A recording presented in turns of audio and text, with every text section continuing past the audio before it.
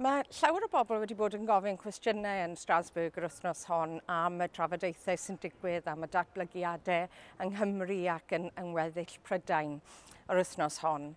Ac un o'r trafodaethau yna, wrth gwrs, yw am arfau niwclear, am cynlluniau gan rhai o'r pleidiau i wario cant o biliynau o bunnau ar arfau niwclear newydd, rhyw system trident newydd.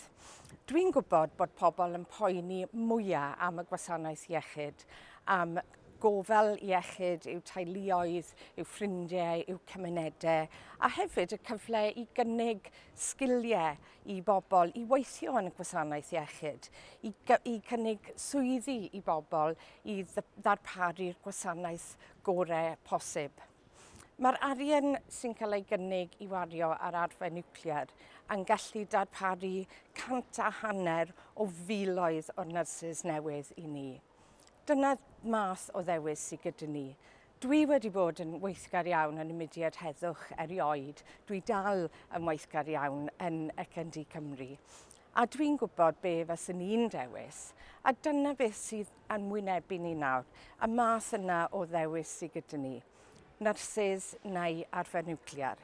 Dwi'n gwybod byddwn ni'n dewis i wario ar y gwasanaeth iechyd sy'n mor bwysig i ni yng Nghymru.